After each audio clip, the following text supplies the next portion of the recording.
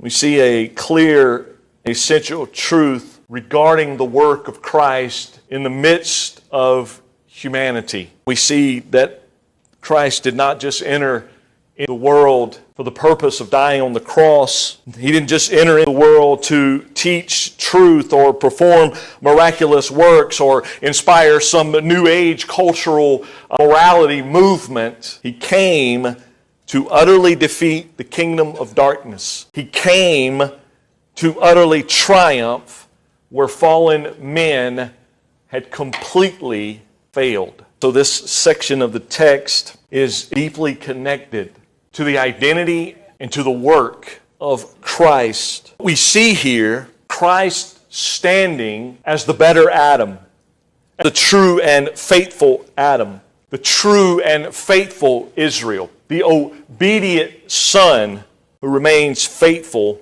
even when every other son fails. We see Christ entering in the wilderness. After 40 days and 40 nights, he reaches a point where he is physically weakened. He is likely emotionally drained. At this moment, the enemy begins his assault. Yet even in the midst of this assault, we see Christ remaining perfectly obedient. It was a real conflict between the Son of God and the Prince of Darkness. Adam was tempted in a garden amidst every circumstances of ease.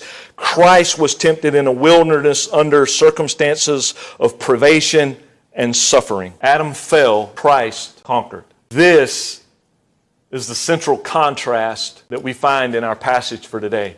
This is a key truth that while Adam failed, Christ triumphs. Adam doubted, Christ rested completely upon the Father's word.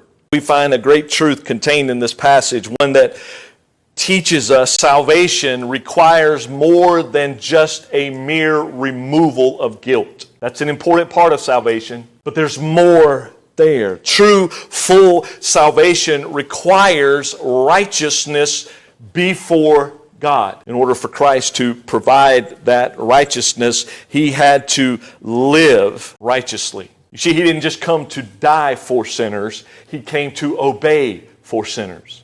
It doesn't excuse our disobedience, but what it means is that in his life, in the way that he lived, in the truth of this full life of full active obedience, that active obedience is just as essential for our salvation as his death, as his burial, as his resurrection, and as his ascension.